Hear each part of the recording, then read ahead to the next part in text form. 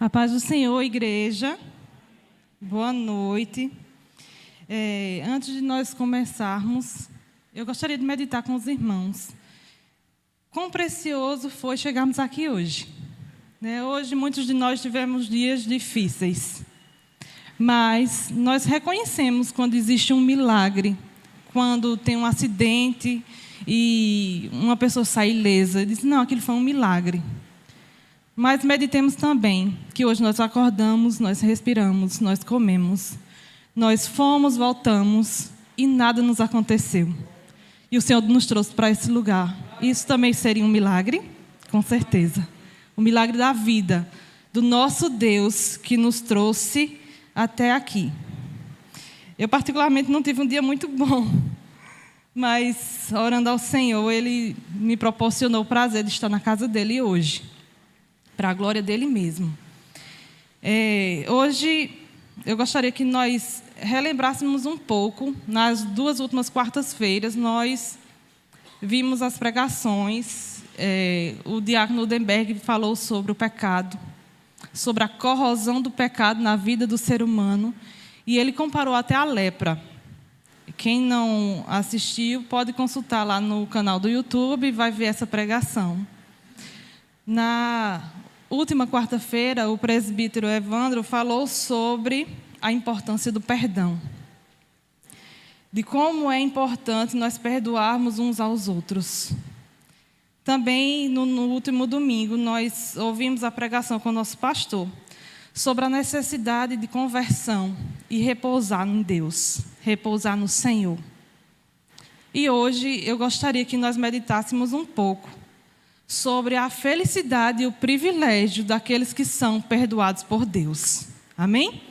E eu gostaria que nós abríssemos a palavra do Senhor no Salmo 32.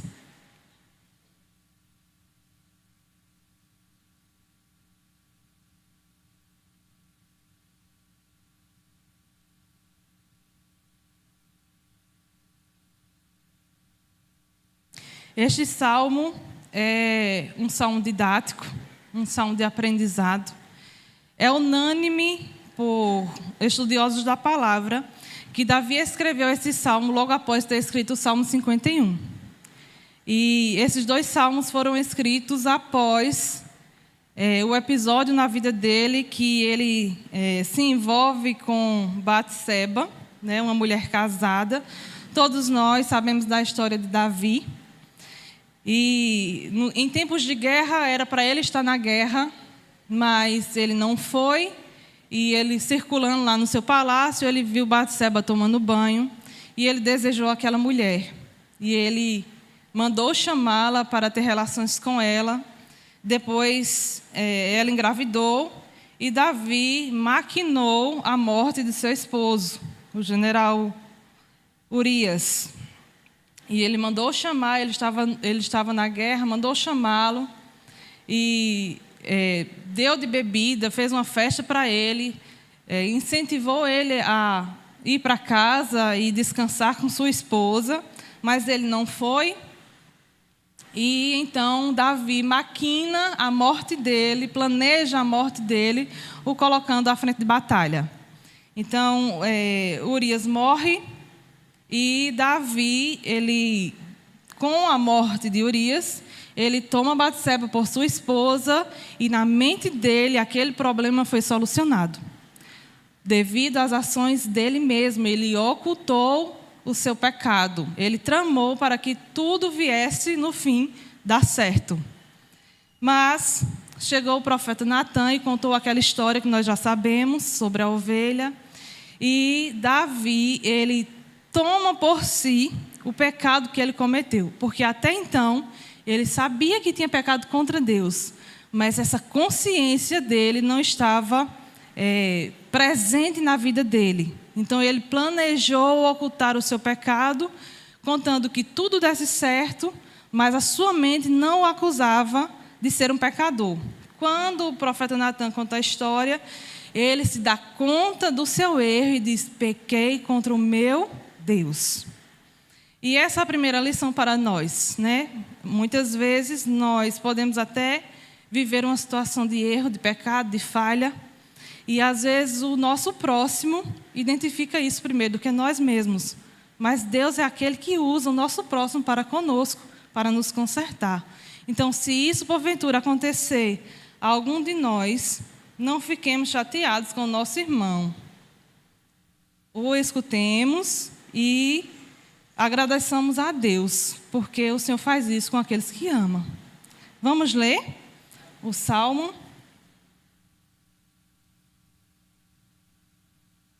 O Salmo 51, Davi, ele expõe o arrependimento, o seu pecado, a falha que ele cometeu. Aqui no Salmo 32, o próprio título dado ao Salmo diz: a felicidade do homem perdoado, exortação ao arrependimento. Vamos ler? Diz assim a palavra do Senhor: bem-aventurado aquele cuja transgressão é perdoada e cujo pecado é coberto. Bem-aventurado o homem a quem o Senhor não imputa maldade e em cujo espírito não há engano ou erro. Enquanto eu me calei, envelheceram os meus ossos e o meu bramido em todo o dia. Porque de dia e de noite a tua mão pesava sobre mim. O meu humor se tornou em sequidão de estio. Confessei-te o meu pecado e a minha maldade não encobri. Dizia eu: confessarei ao Senhor as minhas transgressões, e tu perdoaste a maldade do meu coração. Pelo que todo aquele que é santo orará a ti, há tempo de te perdoar, de te poder achar. Até no transbordar de muitas águas, elas a ele não chegarão. Tu és o lugar em que me escondo, tu me preservas da angústia, tu me cinges de alegria, de alegres cânticos de livramento. Instruir-te-ei e ensinar-te-ei o caminho que deves seguir.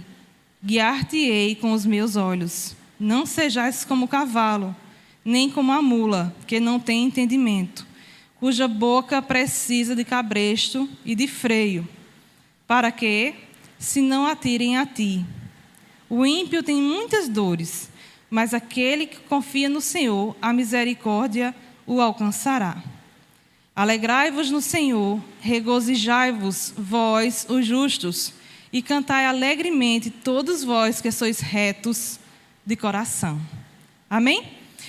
No primeiro versículo, nós já temos aqui a conclusão do Salmo. Bem-aventurado aquele cuja transgressão é perdoada.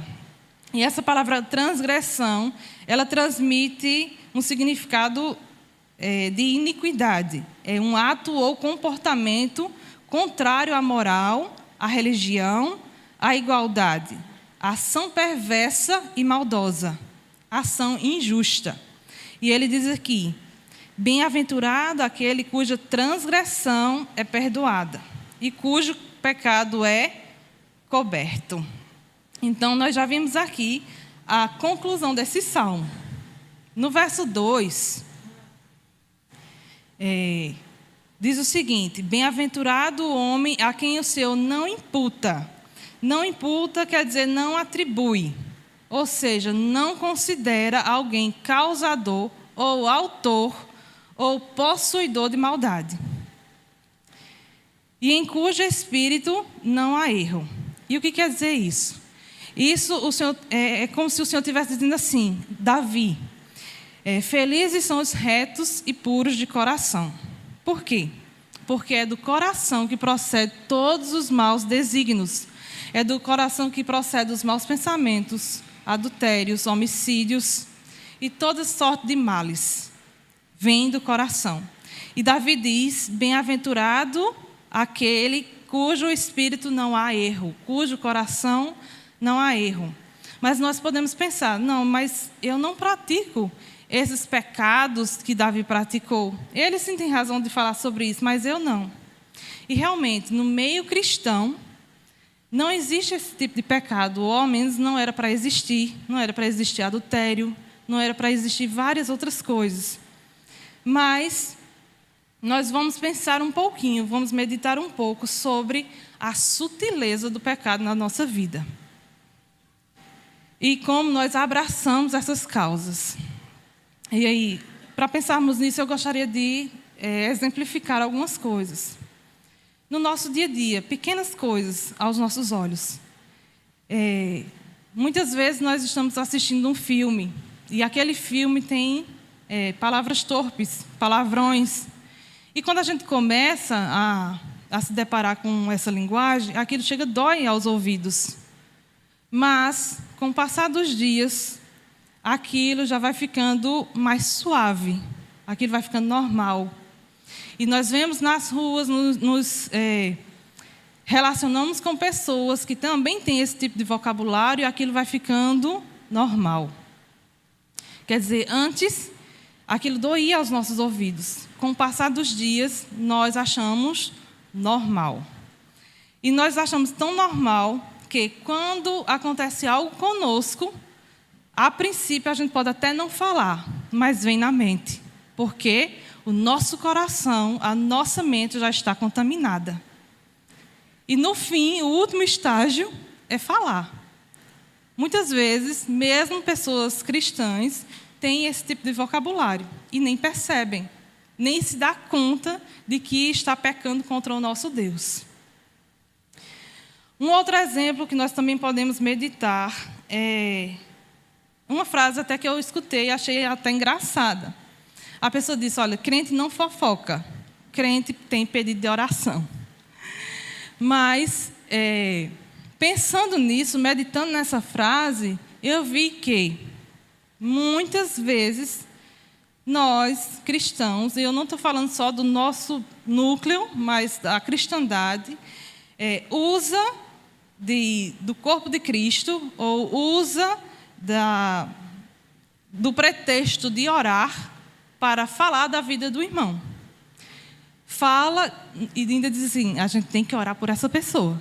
Mas o intuito no seu coração, no seu íntimo, era compartilhar algo que aquela pessoa sofreu, ou passou, ou fez. Alguma falha daquela pessoa. O intuito, a motivação do seu coração era transmitir uma fofoca. E isso ele vem muito sutil. São coisas do dia a dia, que muitas vezes nós cristãos não prestamos atenção e já estamos abraçados. Muitas vezes nós priorizamos a falha do nosso próximo. Por que isso acontece? Se nós olharmos para nós primeiro, nós vamos ver que em muitas ocasiões, se não todas, nós nos achamos melhores do que o nosso próximo. Os nossos olhos estão abertos para nós e nós nos vemos puros, perfeitos, mas nós não confessamos isso. Isso é muito sutil, muito discreto. Diante da falha do nosso irmão, a gente chegar e dizer, eu jamais faria isso. Viu fulano fazendo assim, assim? Como é que fulano, sendo crente, fez isso?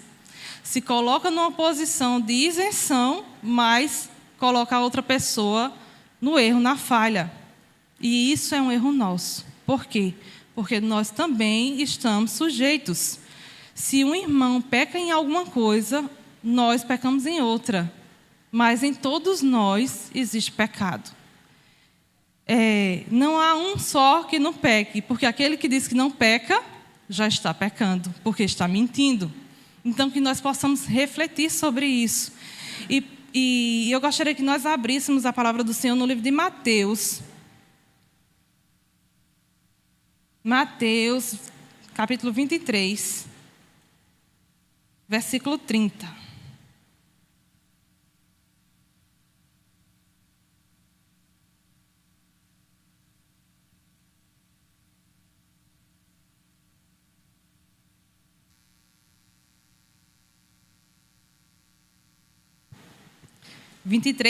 Diz assim: E dizeis, se tivéssemos no tempo dos nossos pais, nunca nos associaríamos com eles, para derramar o sangue dos profetas.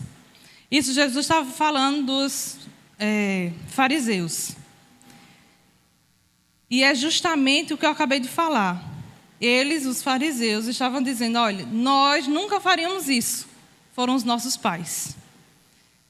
E nós vemos, se nós olharmos para nós temos muito dos fariseus. Nós temos muito daqueles a quem recriminamos. Porque muitas vezes nós nos colocamos em lugar de honra, quando na verdade estamos do mesmo jeito daquele que transgrediu a lei do Senhor. Olhemos e examinemos a nós mesmos. Foi o que Davi fez. O pecado na vida do cristão ele é muito sutil.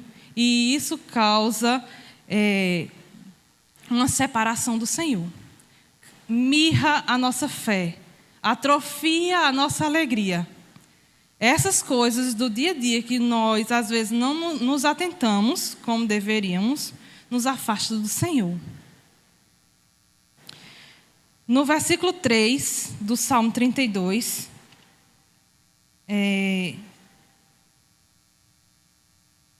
Davi diz assim: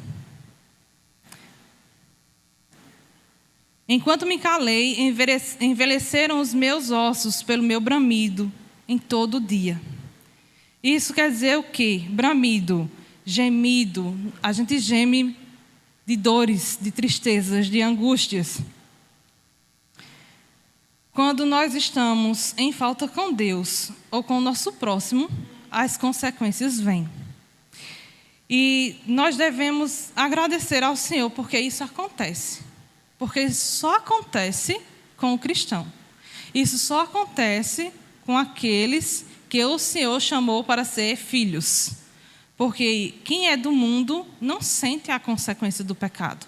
Quem é do mundo não sente a dor, o dolo do pecado. Então, se nós sentimos, é porque nós somos chamados a filhos, adotivos de Deus. E essas consequências, como Davi falou aqui, que até os meus ossos envelheceram. Ele não está falando que teve osteoporose, mas ele está falando aqui que, como nós já ouvimos na oração, as doenças psicossomáticas, aquelas que envolvem o espírito e o corpo. Porque não dá para dividir um homem, nós somos integral. Não dá para separar as coisas do espírito, as coisas da emoção e as coisas do corpo. Nós sabemos que, muitas vezes, quando estamos preocupados, a gente pode ter azia, palpitação, e então isso reflete no nosso corpo. Quando se tem uma tristeza profunda, aquilo passa para uma angústia, para uma depressão, da falta de apetite, então está agindo no nosso corpo, causa insônia, queda de cabelo. Então são várias coisas que acontecem conosco. E na situação de Davi, enquanto ele estava calado, enquanto ele tentou encobrir o seu pecado por atitudes dele mesmo, ele disse que os seus ossos envelheceram. E o meu bramido era todo dia, porque aquela consequência do pecado, ela fica, mesmo que o pecado esteja encoberto. No versículo 4, Davi diz o seguinte, ele explica o motivo porque ele se sentia assim, tão angustiado. Ele diz: confessei-te o meu pecado e a minha maldade não encobri. Dizia eu, confessarei ao Senhor as minhas transgressões. Não, eu pulei, né? É versículo 4. Diz assim, porque de dia e de noite a tua mão pesava sobre mim. Até aqui. Isso quer dizer o seguinte, que a mão do Senhor, aquela que é estendida a nosso favor para nos abençoar, para nos dar paz, ela também pesa sobre nós, porque Ele é nosso Pai. Ele cuida de nós, e em todas as situações. Ele diz assim, o meu humor se tornou em sequidão de estio. E o que quer dizer isso? É que o seu humor, o seu vigor, a sua energia, a sua força, ele compara como se fosse um verão, sequidão de estio. Um verão, algo seco. É como se fosse uma árvore que estivesse ali murchando, de tão seca que ela está. Então ele disse que o seu humor, o seu ânimo, estava como uma árvore, murchando, porque o peso do pecado estava sobre Davi. Nós também podemos passar por isso. O peso do nosso pecado, da nossa falha, também pode estar nos angustiando a tal ponto de estarmos sem ânimo na casa do Senhor, mesmo estando na casa do Senhor. No verso 5, ele diz: confessei-te o meu pecado e a minha maldade não encobri. Dizia eu: confessarei ao Senhor as minhas transgressões, e tu perdoaste a maldade do meu pecado. Isso acontece quando nós identificamos que estamos pecando, quando nós nos arrependemos e confessamos a Deus. Isso vem acompanhado de rendição e de perdão da parte de Deus. Ele teve aqui a plena certeza de que o Senhor tinha perdoado a maldade do seu pecado. Embora nós não cometamos esse tipo de pecado, nós cometemos outros pecados que nos afastam de Deus. E nós precisamos, sim, fazer como Davi, confessar ao Senhor, dar nome ao pecado. E não estar toda hora: Senhor, perdoa os meus pecados. Não, o Senhor, Ele quer um relacionamento com Ele. A gente não precisa chegar e falar com Deus como se Ele fosse aquele ser distante. Nós precisamos de intimidade com esse Deus. E para isso nós temos que confessar as nossas falhas ao Senhor todos os dias. Por quê? Porque por mais que a gente busque retidão, por mais que a gente busque estar em conformidade com a palavra do Senhor, nós servimos a um Deus que esquadria a intenção do coração. Nós servimos a um Deus que mede todos os pensamentos que passam na nossa mente. E se, por mais que puro nós sejamos, se um dia eu tiver um pensamento impuro no dia, no ano eu tenho 365. Para estar na Nova Jerusalém não existe contaminação. Para estar na Nova Jerusalém, para estar na presença de Deus, eu não posso ter nenhum pecado. Isso só nos mostra como nós somos pequenos. A partir desse versículo, nós vamos ver os privilégios de ser perdoado por Deus, que são vários, mas eu quero me limitar ao que o texto nos traz nessa noite. Depois de Davi reconhecer o seu pecado, expor o seu pecado, confessar o seu pecado diante de Deus, ele começa a ver os privilégios. No versículo 6, ele diz assim: pelo que todo aquele que é santo orará a ti, há tempo de te poder achar. Vamos dar uma pausa aqui. O primeiro privilégio daquele que foi regenerado por Deus, que estava em pecado e confessou o seu pecado ao Senhor, é que as suas orações são ouvidas. Aquele que é do mundo não entende o que é orar ao Senhor, não entende o que é falar com uma pessoa que não vê e que não sente, porque o ímpio ele não sente a presença de Deus. Mas nós, que um dia fomos lavados pelo sangue de Cristo, nós sentimos e sabemos que esse Deus é presente. Então, Ele ouve sim as nossas orações.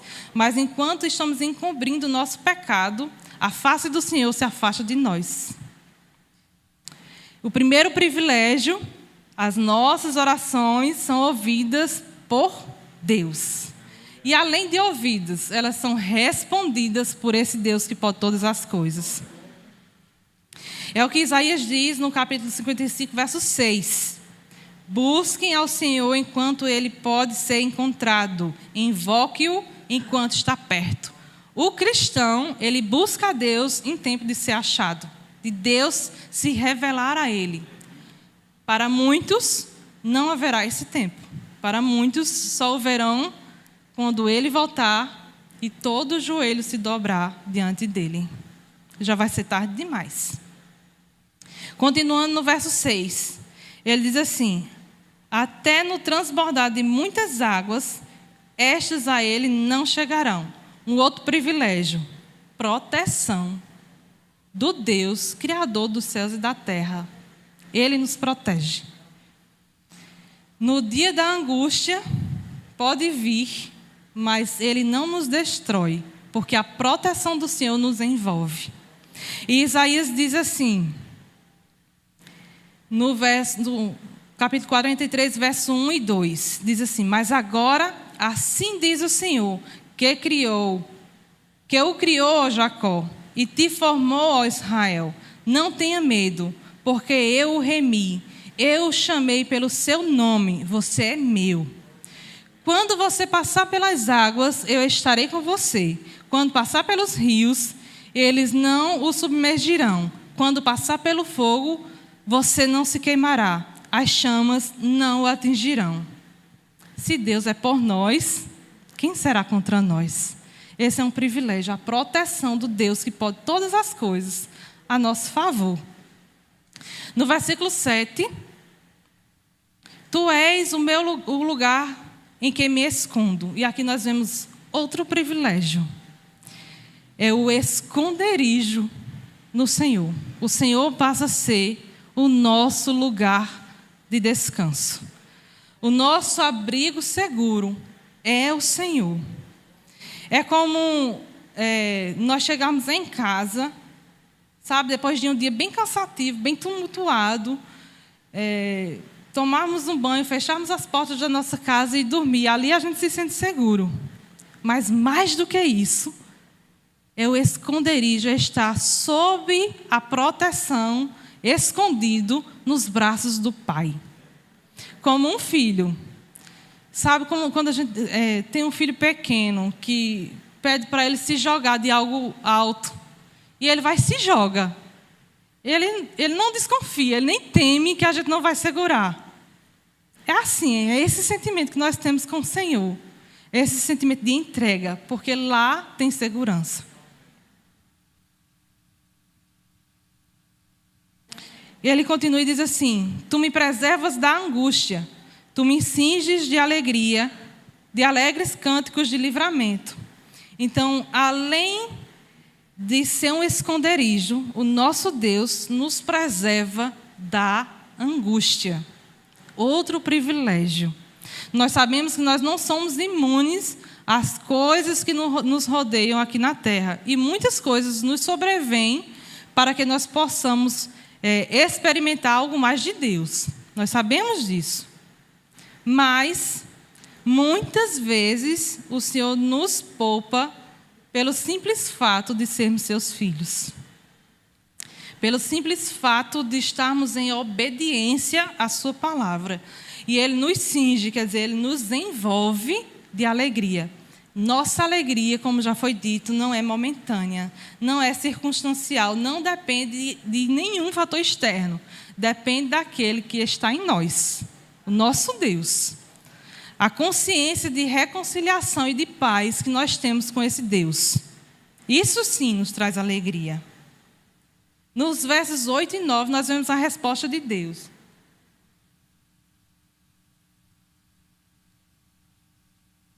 Nós vemos a resposta de Deus. Ele diz assim: instruir-te-ei e ensinar-te-ei o caminho que deves seguir. Guiar-te-ei com os meus olhos. Meus irmãos, instruir é muito difícil. Quem passa sabe como instruir é difícil. E o nosso Deus, que é eterno, olha para nós. Por mais anos que nós temos, mesmo que a gente tenha 100 anos, ainda somos bebês diante de Deus. Aí imagine um ser douto de toda a ciência, de toda a majestade, de toda bondade, de toda justiça, retidão, olhar para nós, bem pequenos, bebês, e estar ali nos acompanhando, nos instruindo dia após dia. É muita graça, muita graça.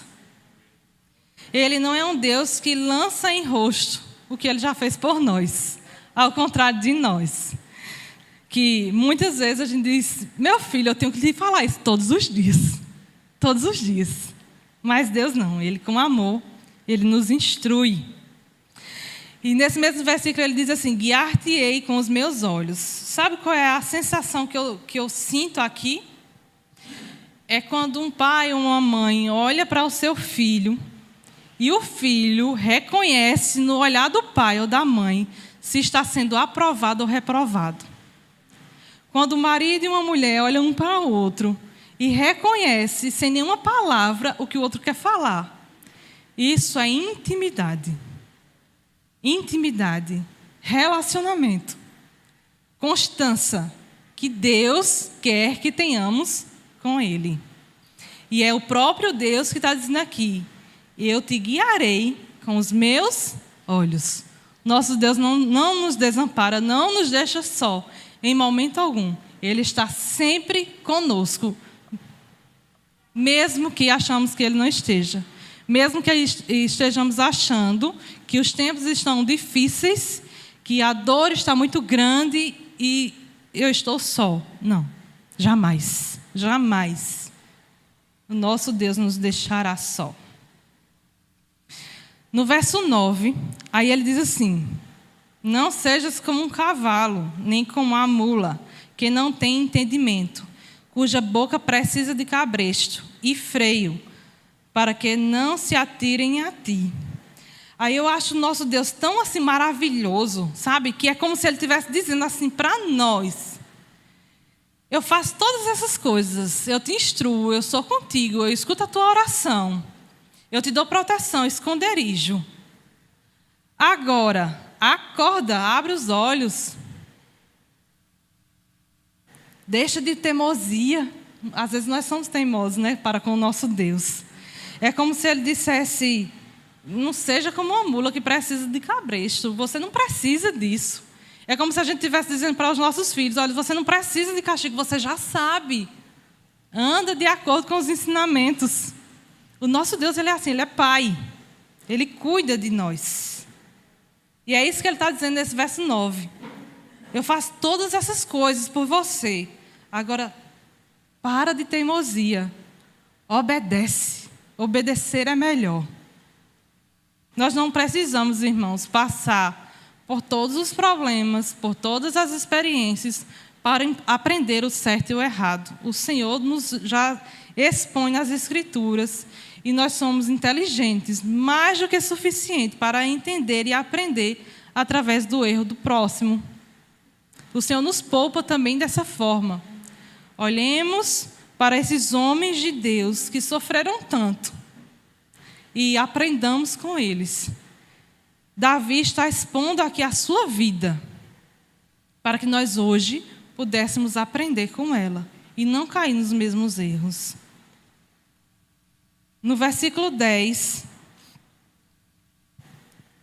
ele diz assim: o ímpio tem muitas dores, mas aquele que confia no Senhor, a misericórdia o cercará.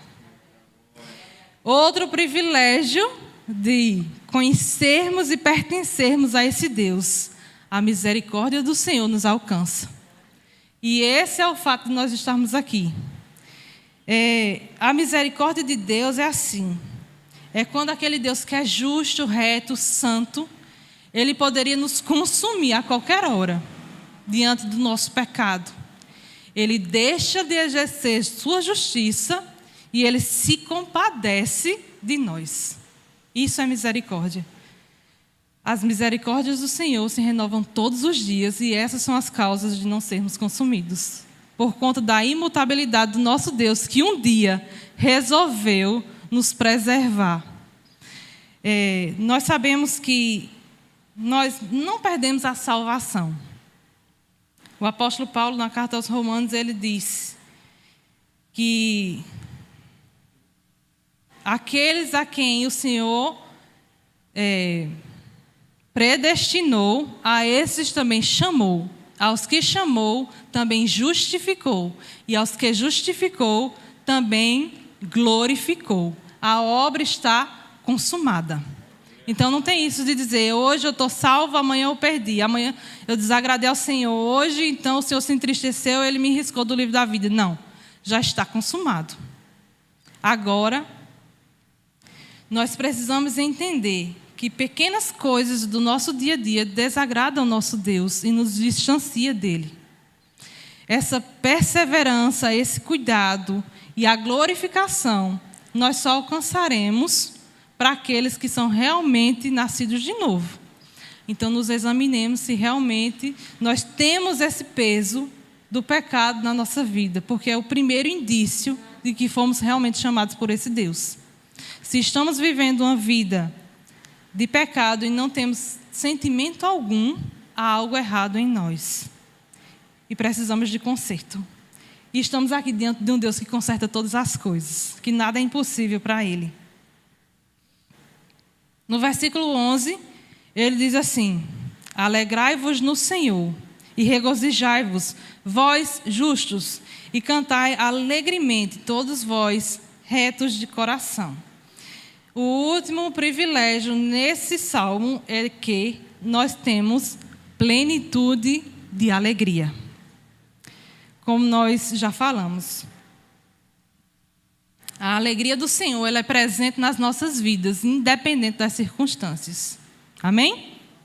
Não precisamos de algo externo. Mesmo em meio às dificuldades, a alegria do Senhor, ela é presente. Porque o maior privilégio que nós temos é a salvação. É a presença, desfrutar da presença desse Deus. Então eu quero voltar para o versículo 1, que Davi diz o seguinte: bem-aventurado aquele cuja transgressão é perdoada, cujo pecado é coberto. Para concluir, muitos de nós, muitos do mundo, se não todos, buscam a felicidade nos bens, no conforto, em ter uma vida saudável, em ter poder, em ser influente. Davi era um homem que tinha todas essas coisas. Davi era rei, tinha todos os tesouros da terra que podia ter ao seu alcance. Davi era um homem de privilégios, era um homem importante. Davi era um homem que tinha a mulher que quisesse, porque então a poligamia era, não vou dizer aceitável, era suportada.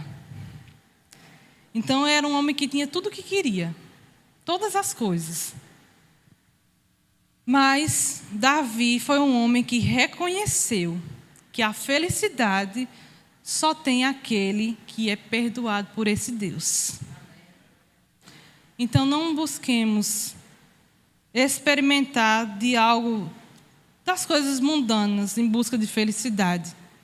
Às vezes eu sei que a gente está cansado e diz: não, eu estou precisando de férias, estou precisando sair para a praia, ver outras pessoas, outros ares. Depois de estar lá, passa 3 dias, tudo está do mesmo jeito.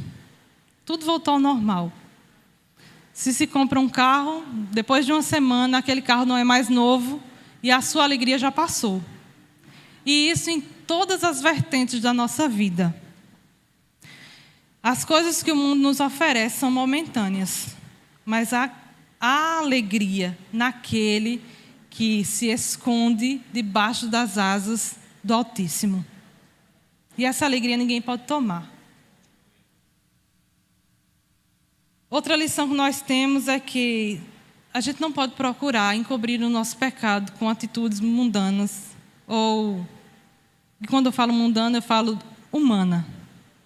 Por mais que a gente possa encobrir o nosso pecado do nosso jeito, temendo a vergonha, temendo a repressão, temendo o que alguém pode falar, mais vale agradar a Deus do que aos homens.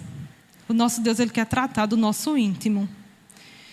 E muitas vezes a gente está endurecendo e prolongando esse tempo. Nós estamos preferindo viver debaixo da culpa, da dor, do sofrimento, do que confessar o nosso pecado ao Senhor. Isso é tão sério, porque às vezes, irmãos, até num culto de ceia, algumas pessoas não vêm cear, outras vêm e ceiam porque teme o irmão que está ao lado se perguntar: por que fulano não ceou? O que é que está acontecendo? E está pecando ambos. O que não está ceando, peca. O que vem ceia, mas com culpa, só para não chamar a atenção do irmão, peca. E aquele que olha para o irmão se perguntando um motivo, não com a motivação correta de ajudar, mas com a motivação de curiosidades ou algumas coisas afins, também peca. Então, é por isso que no próprio texto da Santa Ceia nós somos instruídos. a examinarmos a nós mesmos. Por quê? Porque o ato de tomar a ceia, o ato de cear de forma impura, indigna, nos traz enfermidades, fraquezas e até morte. E muitas vezes nós não pensamos nisso. Nós preferimos nos preocupar com o nosso próximo do que estar bem diante do nosso Deus. Apesar de nós sermos cidadãos dos céus, de nós pertencermos a um Deus que pode todas as coisas, nós ainda estamos muito abraçados com o que esse mundo pode nos oferecer. E o Senhor, nessa noite, Ele nos convida a lançar sobre Ele essas coisas. Eu gostaria de compartilhar com os irmãos, até já falei com algumas pessoas, sobre isso, sobre algo que aconteceu comigo há alguns meses. Eu vinha saindo do posto de combustíveis ali na rua Almeida Barreto, e vinha uma pessoa de moto, um rapaz de moto, ali próximo ao Hiper Bom Preço. Ainda vinha muito distante. Mas a gente sabe que algumas pessoas que andam de moto são bem assim, né? Alvoroçados e impacientes. E eu fui saindo e ele passou me xingando de todos os palavrões existentes na face da terra. E naquela hora eu fiquei com muita raiva. Me subiu assim, o sangue veio todo para o rosto, que eu só fiquei vermelha. E ele me xingando e olhando para trás, eu acelerei, passei na frente dele e freiei. Com o propósito dele bater mesmo, assim, de prejudicar. Na mesma hora, fração de milésimos de segundos, veio na minha mente o adesivo da igreja, o adesivo da consciência cristã. Meu filho está no carro. Isso não é testemunho de crente, isso não é coisa de crente. Na mesma hora. Tudo isso. E naquela hora, eu me entristeci muito. Eu voltei a acelerar o carro, eu não falei uma palavra com ele, mesmo estando com muita vontade, mas eu fiquei pensando assim, meu Deus, como é isso? Eu passei tanto tempo estudando o Sermão do Monte, o sermão que diz, bem-aventurados os mansos, porque herdarão a terra, e eu me deixei contaminar com a ação dessa. Eu ensinei já a tantas pessoas que ser manso não é ser gentil, amável, quando tudo vai bem, mas são nas horas da adversidade que a gente recebe aquele veneno, a gente transforma com antídoto e entrega a vacina. Isso é ser manso. E eu me deixei levar pela situação. Eu passei o dia inteiro angustiada. Charles é testemunha. Ele chegou em casa no final do dia e eu ainda estava muito triste, muito. E me perguntando assim, como é que pode, né? A gente conhece a palavra, a gente tenta viver a palavra, mas as oportunidades vêm e o que é que acontece? A gente cai.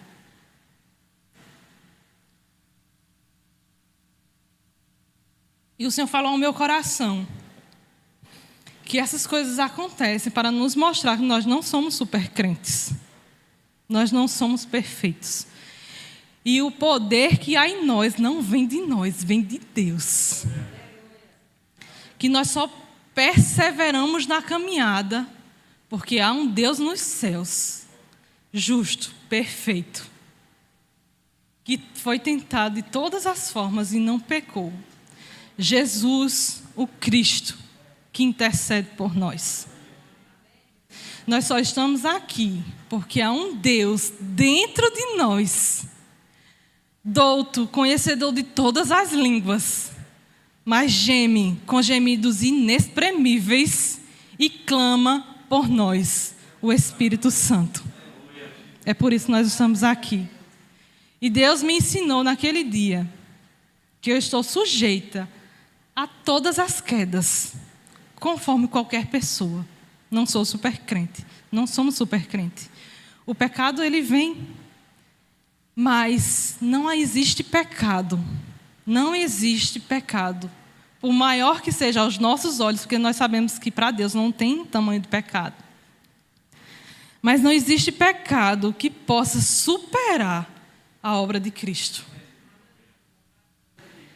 A obra de Cristo é eficaz em todo e qualquer pecado. Ela é eficaz para salvar todas as pessoas da face da terra, desde Adão até o último ser vivente. Mas aprove a Deus escolher aqueles a quem Ele deseja.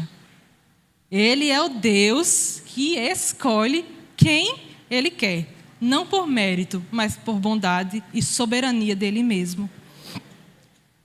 Portanto, nessa noite, eu gostaria que nós meditássemos sobre isso. Nós precisamos valorizar muito mais a obra de Cristo.